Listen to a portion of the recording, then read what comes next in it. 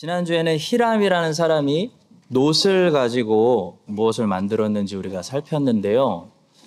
오늘은 솔로몬의 성전에서 금을 가지고 무엇을 만들었는지 살펴보는 시간입니다. 열왕기상 7장을 우리가 다시 한번 정리해 보면 다음과 같은 것들을 만들었다는 말씀이 기록되어 있습니다. 먼저 놋으로 13절부터 22절까지는 성전 그 마당에 세우는 야긴과 보아스라고 불리는 두 기둥을 만들었습니다. 그리고 23절부터 26절은 큰 물을 담아두는 놋 바다를 만들었고요. 27절부터 28절은 추가적으로 물두멍들을 올려놔서 이동식으로 움직일 수 있도록 하는 10개의 받침 수레들을 만들었다는 말씀입니다. 그리고 40절부터 47절까지는 그 받침 수레들 위에 올려놓는 물두멍들 10개 만들었고요. 화목제물 고기를 삶을 때 필요한 솥하고 제단에 계속 쌓이는 이 재를 퍼낼 때 필요한 부삽하고 피를 받는 희생제물의 피를 받는 대접 이런 여러 기구들을 만들었다는 말씀이에요. 이제 오늘 본문이 48절부터 마지막까지는 금을 사용합니다. 성소 이제 안으로 들어갑니다. 저 위에는 마당 얘기였고 성소 안으로 들어가서 성소 안에다 두는 분향단 1개하고 12개의 떡들을 이 안식일마다 새로 구워서 새 것으로 차려놓는 그 금상들 10개하고 성소 안에 등불의 역할을 하는 금등대 10개를 만들고 또 문 안쪽을 금으로 발랐다. 그런 말씀입니다. 자, 오늘 말씀을 통해 우리에게 주시는 중요한 교훈들이 있어요. 왜냐하면 오늘날 성전은 우리들이기 때문입니다. 그러니까 옛날 솔로몬 성전의 이야기가 오늘 성전인 우리들에게 어떻게 살아있는 하나님의 말씀으로 우리를 교훈할까요? 3가지만 살펴보겠습니다. 첫 번째는 이겁니다. 복음 시대는 모세 시대보다 더 큰 정결함을 요구한다는 사실입니다. 자, 솔로몬의 성전과 출애굽기로 거슬러 올라가서 모세 시대 때 광야에서 만들었던 그 모세 성막을 한번 비교해 보면요. 사이즈가 훨씬 확장된 부분들이 있습니다. 그 중에 하나가 더 많은 물을 성전에 저장했다는 거예요. 모세 시대 때 성막에는 그 성막 마당에 물을 담아두는 물두멍이 하나밖에 없었습니다. 근데 솔로몬의 성전에는 일단 사이즈가 훨씬 커졌어요. 그래서 소 형상 12마리의 형상들이 떠받치고 있는 또 너무 높아가지고 계단으로 올라가야 되는 놋 바다, 엄청 큰 놋 바다가 하나 있었고요. 추가적으로 그 물두멍들 10개를 또 만들어가지고 성전에서 제사장들이 쓸 수 있는 그 물을 충분히 저장해 두었다라는 사실입니다. 여러분 율법에 보시면 이 물두멍에 있는 물들은 뭐 하는 거냐면 제사장을 거룩하게 씻는 물의 용도를 가지고 있어요. 제사장을 씻는 물이에요. 제사장들이 제사 드리러 올 때 제일 먼저 일로 갑니다. 그 물두멍에 가서 손을 씻고 발을 씻고 자기의 모습을 거울처럼 들여다봐요. 저 물두멍은 청동으로 만들었기 때문에 자기의 모습을 이렇게 비추어주는 거울의 역할을 했습니다. 출애굽기 38장 8절의 말씀입니다. 그가 놋으로 물두멍을 만들고 그 받침도 놋으로 하였으니 회막물에서 수정드는 여인들의 거울로 만들었더라.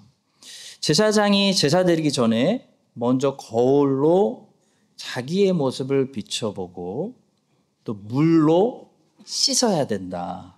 정결케 해야 된다. 그런 메시지를 주는 것이 물두멍이었습니다. 자, 그런데 오늘날 신자들에게 오늘날 제사장인 우리들에게 이 물두멍의 역할을 하는 것이 무엇일까요? 바로 말씀입니다. 말씀. 오늘 신자들에게는 말씀이 나를 볼 수 있도록 비춰주는 거울의 역할을 하고 그래서 하나님 말씀은 살아있어서 이 뼛속 속의 골수 속에 영혼의 깊은 동기까지 다 보여줘요. 엄청난 거울이에요. 다 보여줘요. 거울의 역할을 하고 또 말씀이 나의 더러워진 그 매일 씻어야 되는 발을 씻어주는 물의 역할을 하는 거예요. 그래서 성경에는 말씀이 과거 물두멍의 역할을 한다는 말씀이 많습니다. 야고보서 1장 23절 누구든지 말씀을 듣고 행하지 아니하면 그는 거울로 자기의 생긴 얼굴을 보는 사람과 같아서. 에베소서 5장 26절 이는 곧 물로 씻어 말씀으로 깨끗하게 하사 거룩하게 하시고. 요한복음 15장 3절 너희는 내가 일러준 말로 그러니까 그리스도의 말씀으로 이미 깨끗하여졌으니. 시편 119편 9절과 11절도 있습니다. 청년이 무엇으로 그의 행실을 깨끗하게 하리이까 주의 말씀만 지킬 따름이니이다. 내가 주께 범죄하지 아니하려 하여 주의 말씀을 내 마음에 두었나이다. 자, 이렇게 말씀이 구약의 물두멍처럼 신약의 제사장인 우리에게 거울의 역할을 하고 씻어주는 물의 역할까지 해요. 근데 솔로몬의 성전을 보니까 이 물의 양이 모세의 시대 때보다 훨씬 많아졌어요. 이것은 계시가 더 많아질수록 하나님의 백성들이 하나님 앞에 더 거룩해져야 된다라는 것을 말씀하는 것입니다. 아담과 하와 때보다 아브라함 때의 계시가 더 많아졌고 아브라함 때보다 모세 때의 계시가 더 많아졌고 모세 때보다 다윗과 솔로몬 때 계시가 더 많아졌습니다. 그리고 솔로몬의 성전 때보다 지금 우리는 완성된 계시를 가지고 있어요. 하나님께서 우리가 알아야 될 거를 다 알리셨어요. 그 성경이죠. 그래서 하나님께서 하나님 자신을 더 많이 나타내시고 알리시는 만큼 주의 백성들이 더 거룩해지고 그분을 닮아가야 된다는 것을 말씀하는 거예요. 왜냐하면 나는 너희의 하나님이 되려고 너희를 애굽 땅에서 인도해낸 여호와라. 내가 거룩하니 너희도 거룩해야 된다라고 말씀하시는 하나님을 우리가 섬기고 있기 때문이에요. 자, 오늘 본문에 보시면 모세 시대 때보다 솔로몬의 성전에는 물만 많아진 것이 아니라 성소 안에 불을 밝히는 그 금 등잔대들도 많아졌습니다. 모세의 성막 안에는 성소 안을 비추는 금 등대가 한 개였어요. 금 등대 하나는 가지처럼 이렇게 줄기가 7개로 뻗어나가서 그 위에 7개의 등잔대가 있었습니다. 그게 금 등대 하나예요.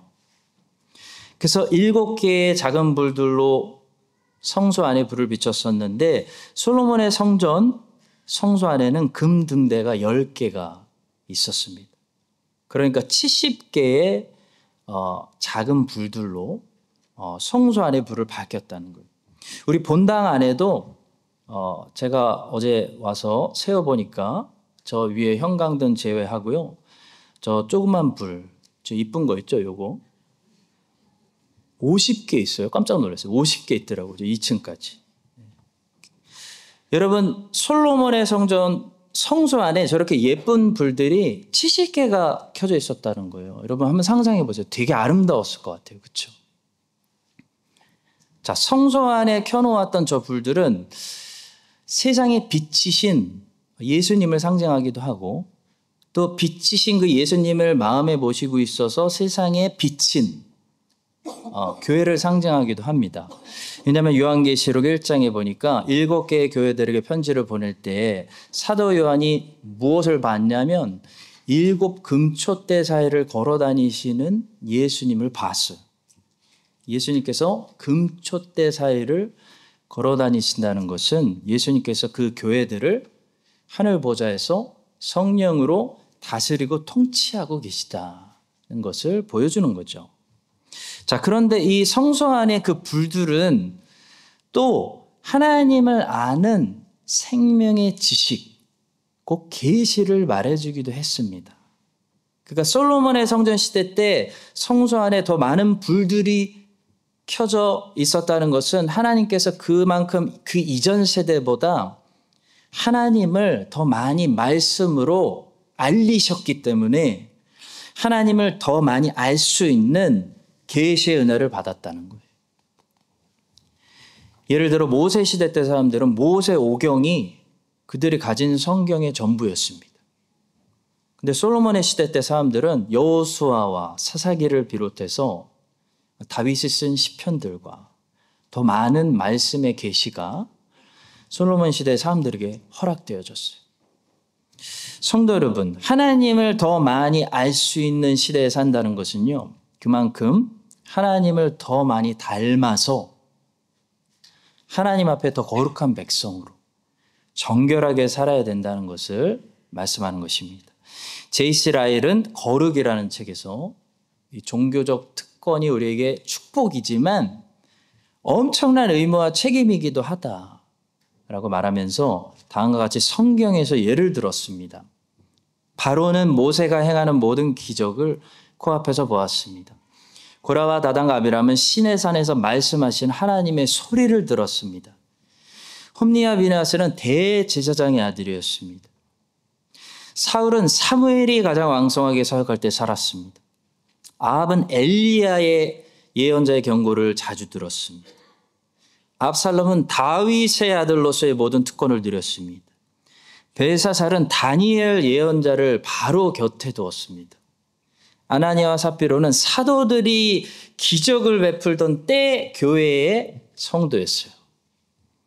가룟 유다는 예수님이 직접 우리 가운데 거하셨을 때 함께 다니던 사람이에요. 모든 사람들에게 주어지지 않는 하나님을 알 수 있는 엄청난 계시의 특권을 받았던 이 사람들이 가지고 있는 공통점이 있습니다. 이 사람들이 죽음을 당하는 모습이 비슷해요. 이 사람들이 당한 죽음이 비슷합니다. 어떤 죽음이죠? 갑작스러운 죽음이었어요. 예상치 못하게 잘 지내고 있다가 갑작스럽게 죽음을 맞이합니다. 그들은 모두 갑작스럽게 멸망했습니다. 회개할 틈도 없었습니다. 여느 때와 같이 지내다가 갑자기 죽었습니다. 갑자기 죽거나 갑자기 망했어요. 바로의 아들은 어제까지 멀쩡했어요. 이집트 페로의 아들이에요. 신이 될 사람이에요. 갑자기 6월절 밤에 죽었어요. 바로의 군대도 홍해 바닷속에서 갑자기 물이 덮쳐서 죽었어요. 고라와 다단과 아비람은 갑자기 땅이 입을 벌려가지고 산채로 삼켜버렸어요. 홈니와 비느하스는 잘 살고 있었거든요. 갑자기 블레셋이 전쟁을 일으켜요. 그래서 대책도 없이 나갔다가 죽었어요. 사울도 전쟁에서 갑자기 죽었습니다. 40년 잘 통치하다가 갑자기 전쟁이 터져. 아합도 전쟁이 터져서 갑자기 죽습니다. 압살롬도 쿠데타가 잘 진행되다가 갑자기 분위기가 바뀌더니 머리가 나무에 걸려서 갑자기 죽었어요. 벨사살도요. 바벨론이 얼마나 잘 살았습니까? 막 파티하고 있는데 손가락이 나타나서 벽에 뭐를 쓰더니 그날 밤 갑자기 쿠데타가 일어나서 암살당해 죽었습니다. 아나니아와 삽비라도 베드로의 말을 듣고 그 즉시 영혼이 떠났어요. 가룟 유다도 갑자기 상황이 반전돼서 돈 집어 던지고 자살했어요. 자, 성도 여러분, 왜 이 사람들은 충분히 생각해보고 자기의 잘못을 돌아보고 그렇게 회개할 기회도 별로 없이 갑자기 상황이 안 좋아지더니 코너로 이 사람들을 막 몰고 가더니 갑작스런 죽음과 멸망을 당했습니까? 이유가 뭔지 아세요? 이 사람들에게는 평소에 항상 회개할 기회를 충분히 제공하셨기 때문이에요. 그들에게는 항상 회개할 수 있는 다른 사람에게 주지 않는 특별 계시가 있었어요. 모세를 주셨고 엘리야를 주셨고 사무엘을 주셨고 다윗을 주셨어요. 다윗을 아버지로 주셨어요. 하나님의 아들을 주셨어요. 하나님의 아들이 직접 입을 열어 말씀을 선포했어요. 그래서 항상 하나님 말씀을 들을 수 있는 특권을 주셨는데 안 들으니까 망할 때 어떻게 망합니까? 회개할 수 있는 기회를 더 주시지 않고 갑자기 데려가셨다는 거예요.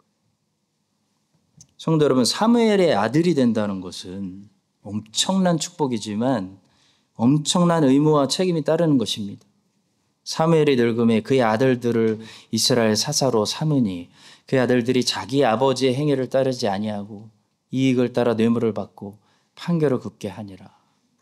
하나님께서 모든 베일을 벗기시고 하나님의 아들을 통해서 자신을 완전히 드러내신, 우리가 알아야 되는 하나님을 완전히 계시하신 그 신약 시대에 우리가 산다는 것은요, 엄청난 특권이죠. 그렇지만 우리는 구약 성도들보다 훨씬 더 무거운 의무와 책임이 있다는 것을 말하는 것이에요. 우리가 만약에 근데 그 중에서도 좋은 교회를 다닌다. 좋은 교회를 다닌다는 것은 축복이기도 하지만 무서운 의무와 책임이기도 한 것입니다. 여러분, 우리가 좋은 교회를 다니고 있다면요, 우리는 교회 못 다니는, 교회 없어서 못 다니는 선교지에 있는 성도들보다 훨씬 더 하나님을 사랑하고 하나님을 닮아가야 하는 것입니다. 여러분과 제가 이 더 많아진 물은 더 정결함을 요구하고 성소 안에 더 밝아진 불은 더 많은 계시, 곧 이제는 명확하게 보기 때문에 핑계댈 수 없는 더 큰 책임을 요구한다는 사실을 기억하고요.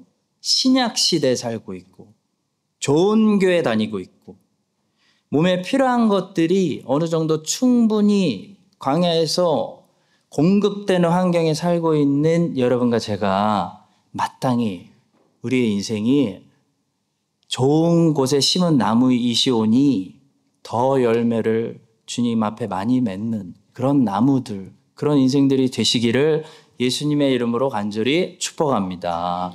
자, 두 번째예요. 솔로몬의 성전에는 이 진설병들을 올려놓는 금상들이 10개로 늘어났다는 사실입니다.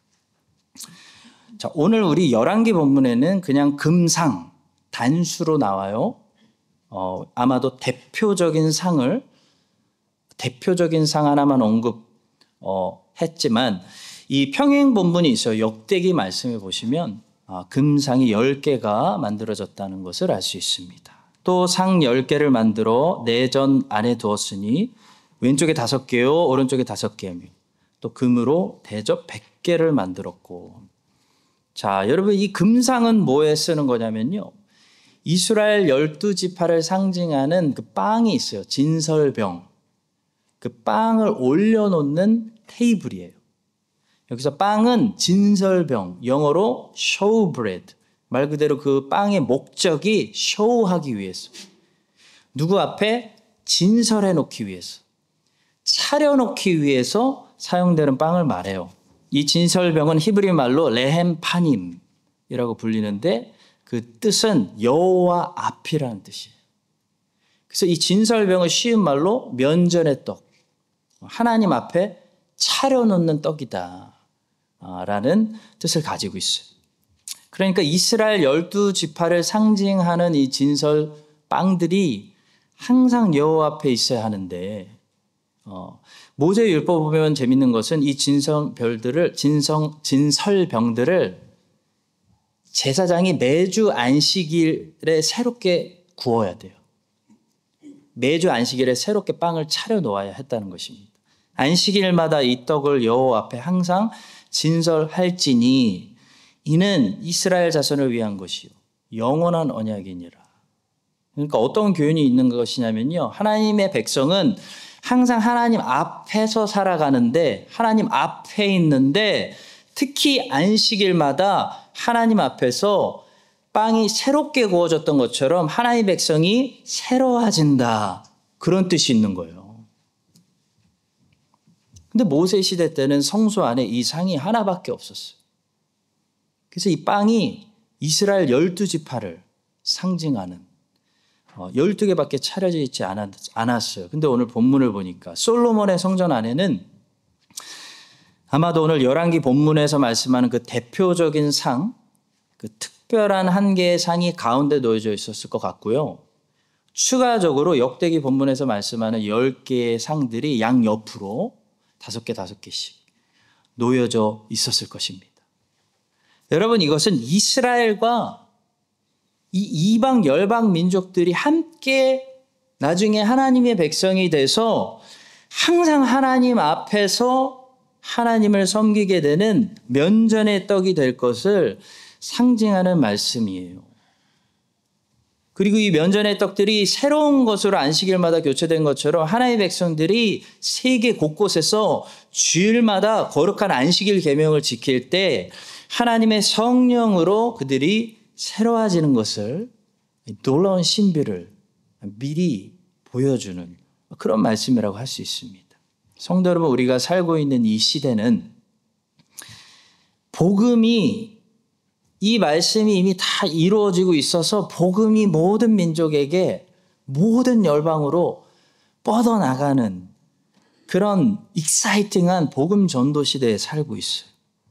그래서 이방인들의 충만한 수가 다 하나님께로 돌아오게 되면, 그러니까 이방인들 중에서 그 마지막 잃어버린 코인 하나를 찾게 되면 복음이 이스라엘로 집중적으로 들어가는데, 지금은 이스라엘 사람들의 마음이 강팍하지만 이방인의 충만한 수가 하나님께 돌아오면 유대인들의 마음을 부드럽게 해주셔가지고 유대인들이 예수님을 영접하게 되는, 그래서 유대인과 이방인이 하나님 앞에서 면전의 떡이 돼서 함께 하나님의 백성으로 하나님을 항상 섬기게 되는 그런 날이 오고 있는 거예요. 여러분, 그렇기 때문에 우리 교회도 반드시 갈수록 더 좋아지는 교회가 될 것입니다. 우리가 잘해서가 아니라요, 하나님이 정하신 역사가 그쪽으로 흘러가게 돼 있기 때문이에요. 다니엘이 환상을 봤는데, 느부갓네살 왕이 환상을 보고 다니엘이 해석했는데, 다니엘이 사람의 손으로 되지 않은 돌이 날아와 가지고, 그러니까 하나님이 하늘에서 던진 돌이 날아와서 세상 나라들을 다 깨부수고 이 돌이 온 세상에 충만하게 된 걸 봤어요. 온 세상에 가득하게 된 걸 본 것처럼 세상 나라들은 점점 쇠퇴하고 하나님의 나라는 점점 부흥하게 될 것입니다. 또 왕이 보신즉 손대지 아니한 돌이 나와서 신상의 쇠의 진흙의 발을 쳐서 부서뜨리매 그때 쇠와 진흙과 녹과 은과 금이 다 부서져 여름 타작 마당에 겨같이 되어 바람에 불려간 것이 없었고 우상을 친 그 돌은 태산을 이루어 온 세계에 가득하였나이다. 여러분, 이것은 하나님이 정하신 역사이기 때문에 막을 수도 없고 저항할 수도 없습니다. 근데 시편 2편에 보니까 저항하는 사람들이 있대요. 이 역사를 저항하려고, 기독교를 이 땅에서 없애려고 마지막 때에 세상의 모든 왕들과 나라들이 연합을 해. 정치적으로, 민족적으로 연합한다는 게 아니라 다 다른 나라인데 이상하게 기독교를 핍박하는 데 연합한다는 거예요. 그래서 하나님과 하나님의 기름 부으신 자, 곧 예수님이죠. 그리고 그 예수님의 몸은 교회죠.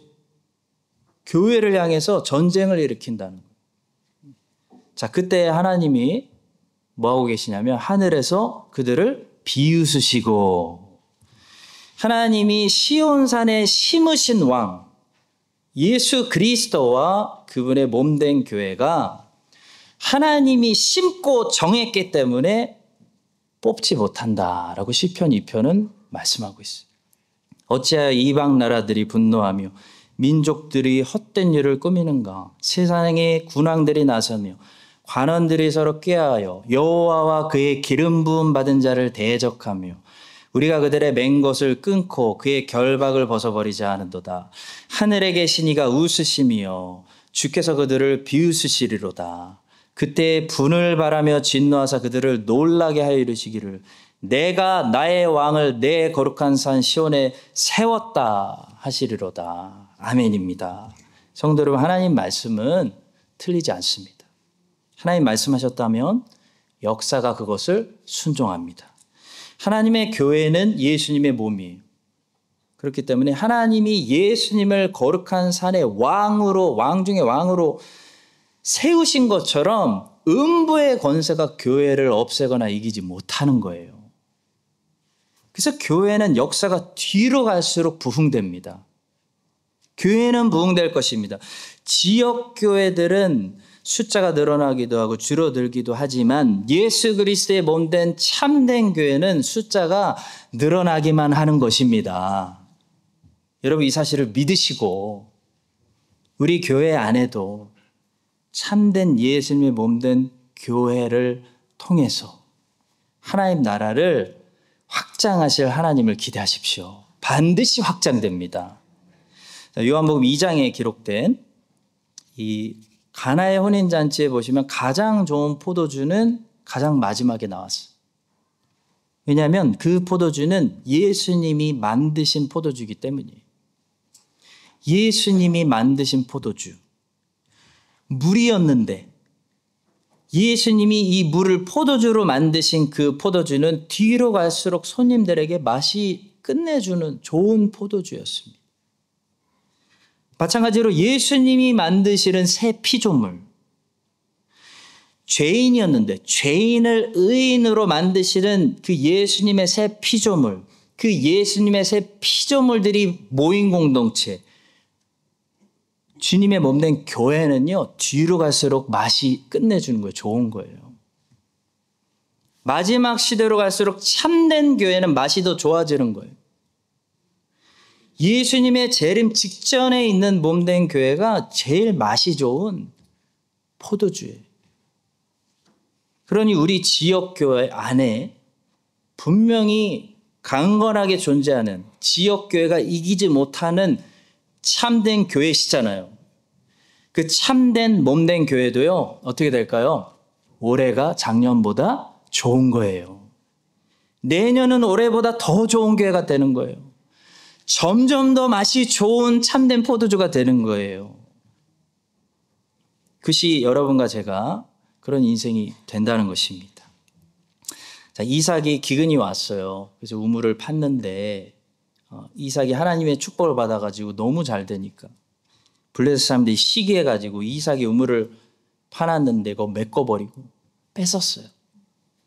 자, 그랬을 때 이삭은 블레셋 사람들과 싸우지 않고 다툼을 피해서 그냥 줘버리고 양보하고 자리를 옮기죠. 자, 그렇게 세 번째 자리를 양보하고 옮겼을 때 블레셋 사람들이 더 이상 시비를 걸지 않았을 때 이삭이 어느 땅을 만나게 되냐면 넓은 땅을 만나게 돼. 와보니까. 그래서 르호봇이라고 우물의 이름을 지었는데 넓혀진 곳이라는 뜻이에요. 그러니까 이삭이 세상 사람들에게 시기받고 공격받고 계속 피하고 양보하고 지는 것 같이 보였는데 결론적으로 이삭의 인생이 어떤 그릇이 되냐면 더 많은 것을 저장할 수 있는, 받을 수 있는 지경이 넓혀진 그릇이 되었다는 거예요. 이삭이 거기서 옮겨 다른 우물을 팠더니 그들이 다투지 아니하였으므로 그 이름을 르호봇이라 하여 이르되 이제는 여호와께서 우리를 위하여 넓게 하셨으니. 그러니까 넓은 땅이 준비된 거예요. 땅이 넓으니 이 땅에서 우리가 번성하리로다. 그릇이 넓혀졌으니 하나님이 이제부터 채우신다는 거예요. 부흥이 일어날 거다, 이런 말이에요. 성도 여러분, 교회도 마찬가지. 교회가 세상으로부터 계속 시기당하고 미움당하고 괜히 시비 걸고 양보하고 다툼을 피하고, 참된 교회도 때로는 거듭나지 않은 지역교회 때문에 핍박당하고 욕먹고 하잖아요. 그래서 교회가 세계 역사 속에서 보면은 항상 불 속에 있는 것 같은데 결국 역사를 보면 교회가 더 어떻게 돼요? 확장된다는 거예요. 교회는 때릴수록 교회가 더 넓어진다는 거예요. 교회를 없애려고 한 사람들이 다 없어졌어요. 지금 아무도 이야기 안 해요. 왜 그렇습니까? 교회가 불 속에 자주 들어가긴 하는데 왜 타지 않습니까? 모세가 모았던 불타는 떨기나무처럼 하나님이 거기 계셔서 말씀하시기 때문이에요. 그래서 떨기나무에 불이 붙었는데 안 사라지는 거예요. 교회가 주님의 몸이기 때문에 주님이 함께 하시기 때문에 불 속인데 안 타는 거예요. 왕이 또 말하여 이르되 내가 보니 결박되지 아니한 네 사람이 불 가운데로 다니는데 상하지도 아니하였고 넷째 모양은 신들의 아들과 같도다 하고 느부갓네살이 맹렬히 타는 풀무불 아기 가까이 가서 불러 이르되 지극히 높으신 하나님의 종들아 사드락 메삭 아벳느고야 나와서 이리로 오라 하며 사드락 메삭 아벳느고가 불 가운데서 나오는지라. 불 가운데서 주님이 함께 하셔서 타지 않는 하나님의 참된 교회를 보고 세상 사람들이 뭐라고 불러요? 지극히 높으신 하나님의 종, 지극히 높으신 하나님을 섬기는 종 사드락 메삭 아벳느고시여 불 가운데서 나와보세요. 말씀하는 거예요. 주님이 교회에게 약속하셨죠. 너희에게는 머리털까지 다 쓰신 바 되었나. 두려워하지 말라. 너희는 많은 참새보다 귀하니라. 여러분 고난이 여러분들 소멸할 수 있을 것 같이 느끼시죠? 여러분이 참된 교회면요. 고난이 여러분을 소멸 못 시켜요. 주님이 함께 하시기 때문이에요. 오히려 여러분들의 지경이 넓어져서 여러분의 인생을 통해 많은 영혼들이 예수님을 믿게 될 거예요. 여러분과 제가 앞으로 더 좋아지고 하나님 나라를 확장시킬 하나님의 교회를 기대합니다. 근데 복음은요, 그래요. 복음은 우리가 안 가면 그 교회가 안 가면요, 다른 교회를 통해 가요. 복음이 교회를 기다려주진 않아요. 복음은 지체하지 않아요. 지체하지 않고 세상 끝까지 뻗어나갑니다. 그래서 복음이 더 많은 사람들을 하나님 앞에 데리고 나와서 하나님 앞에 차려놓는 진설병이 되게 하는 거예요. 그때 어느 교회가 쓰임받을 거냐? 어느 성도가 쓰임받을 거냐? 누가 갈고 할 때 주님 제가 가겠습니다. 나를 보내소서.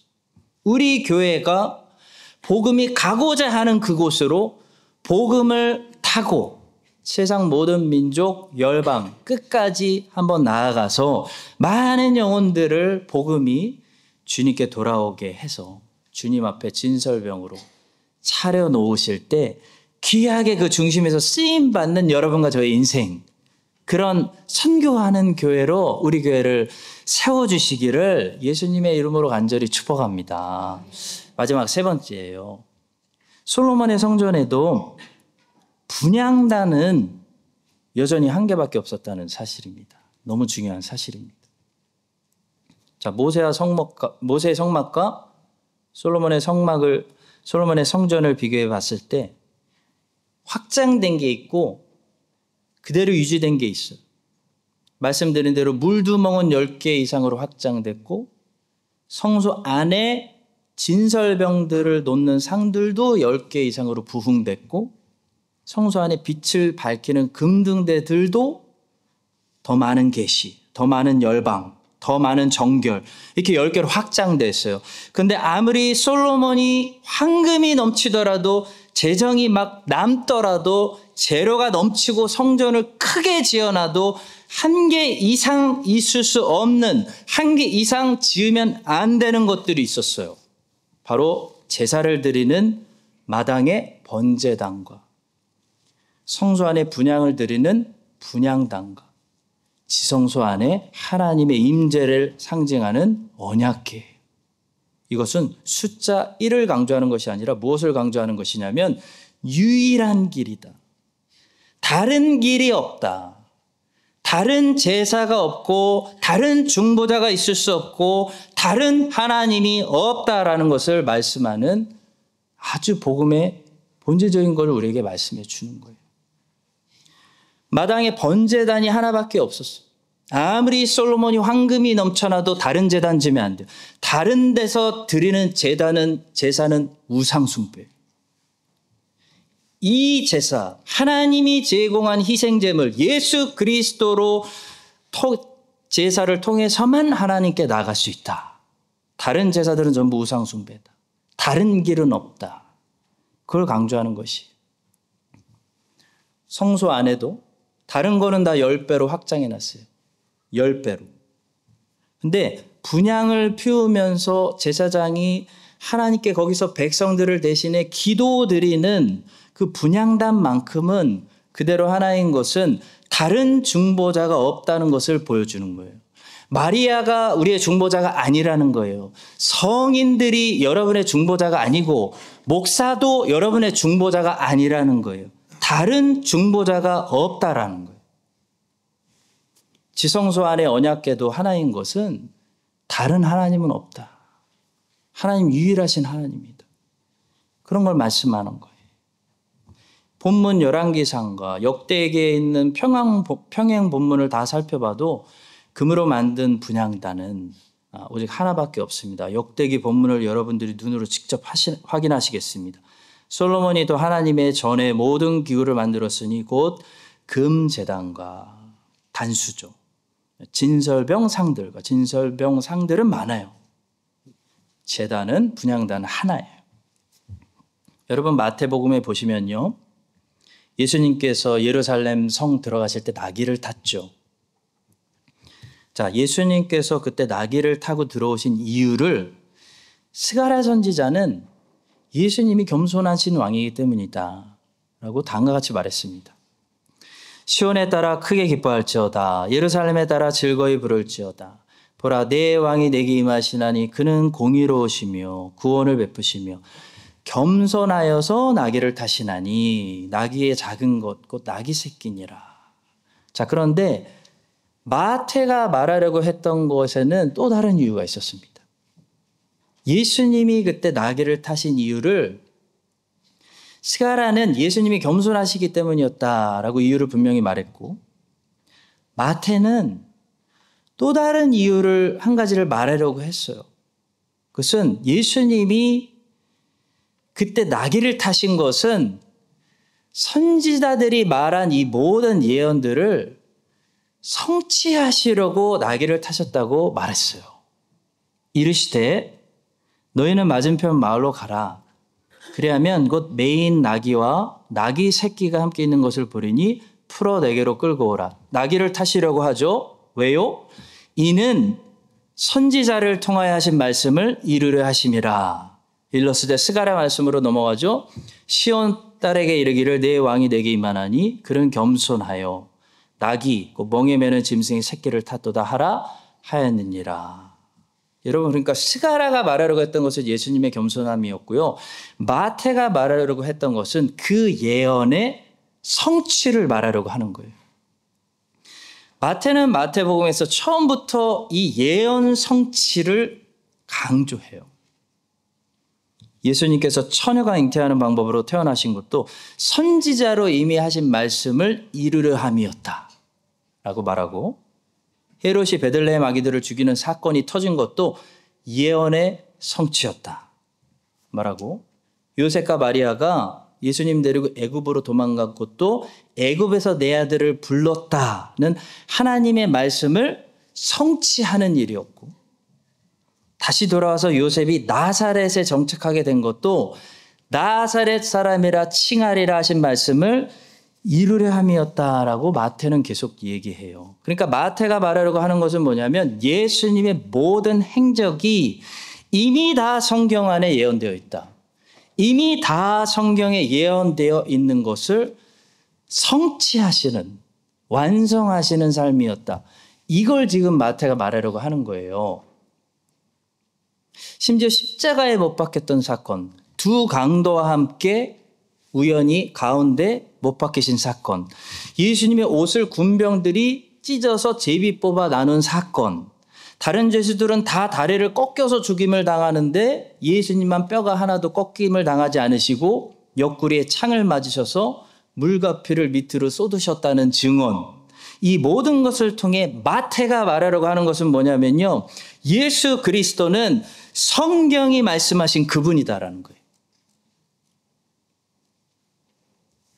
성도 여러분, 진짜와 가짜를 어떻게 구별하라고 성경은 우리에게 말씀하냐면, 만약에 하나님이 누구를 통해 미리 말씀하셨는데 누가 와서 그 모든 하나님의 말씀을 하나도 틀리지 않고 다 성취하면 그분이 하나님이 보내신 그리스도라는 사실을 너희는 받아들여라 라고 성경은 말씀하고 있는 거예요. 근데 성경은 메시아의 성품뿐만이 아니라 메시아의 삶에 일어나게 될 모든 사건들에 대해서까지도 미리 어렵게 다 예언을 해놨어요. 그래서 만약에 진짜 메시아가 아니면요, 이 모든 예언들을 동시다발적으로 자기 삶에 다 스스로 맞아떨어지게 성취하는 것이 불가능해요. 자, 예를 들어 스가랴가 예언한 겸손은 누구나 어느 정도 성취할 수 있어요. 그냥 낙이 타면 돼요. 그리고 그 스가랴가 예언한 선지자 나야 라고 거짓말하면 돼요. 자, 그런데 진짜 메시아로 확정이 되려면요, 모든 말씀들이 다 성취돼야 돼요. 반드시 내 제자들 중에 배신자가 나와서 나를 팔아줘야 돼요. 만약에 내 제자들 중에 배신자가 나오지 않으면 나는 성경이 예언한 그 그리스도가 될 수 없는 거예요. 그런데 예수님께 어떤 일이 일어나요? 성경이 말씀한 대로, 미리 말씀한 대로 정말 배신자가 나타나서 예수님을 팔아주는 일이 발생해요. 또 태어날 때부터, 여러분 우리들 중에 내가 태어나고 싶은 곳에 태어나는 사람이 어디 있습니까? 근데 태어날 때부터 진짜 그리스도가 되려면 꼭 베들레헴에 태어나야 돼요. 근데 문제는 예수님의 부모는 베들레헴에 살고 있지도 않았어요. 근데 예수님의 출산 시기에 맞춰서 로마 황제가, 옥타비아누스 황제가 명령을 내려요. 다 자기 고향으로 돌아가서 인구조사해라.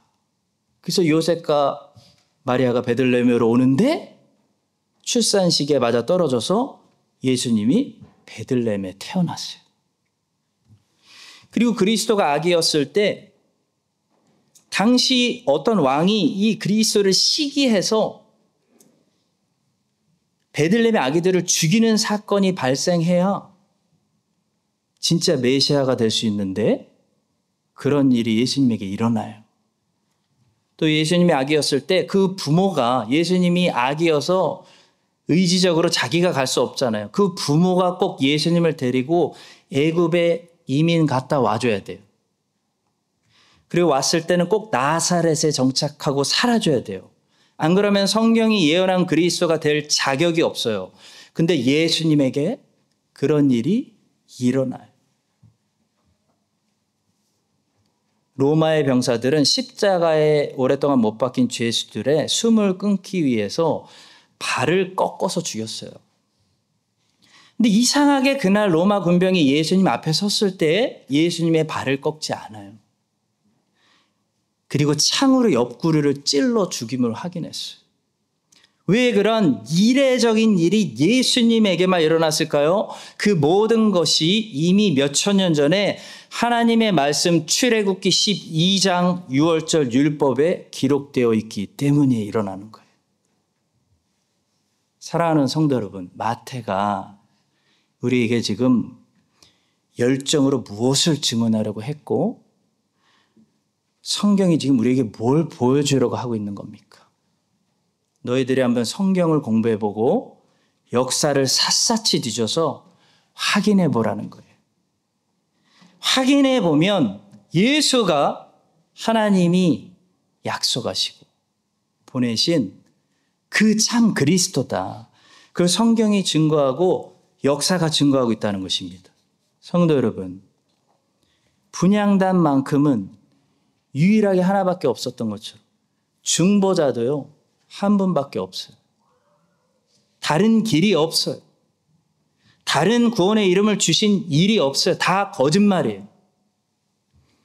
사람이 하나님께 돌아가는 길은 오직 한 길이에요. 진리요 길이요 생명 되시는 예수 그리스도밖에 없습니다. 여러분, 그 사실을 여러분들이 혹시 이미 믿으신다면 평생 성경 연구와 역사 공부를 통해 한번 직접 확인해 보세요. CNN 기자처럼 직접 샅샅이 확인해 보세요. 그래서 절대 신뢰할 수 있는 하나님의 증언, 하나님의 증거, 이 하나님의 말씀을 통해서 예수 그리스도가 참 그리스도, 메시아, 하나님이 보내신 유일한 중보자라는 사실을 믿는 여러분들의 그 믿음이 더욱더 평생에 견고해지시기를. 그래서 인생에 문제를 닥쳤을 때도 약속을 믿어서 요동치 않으시기를 예수 그리스도의 이름으로 간절히 축원합니다.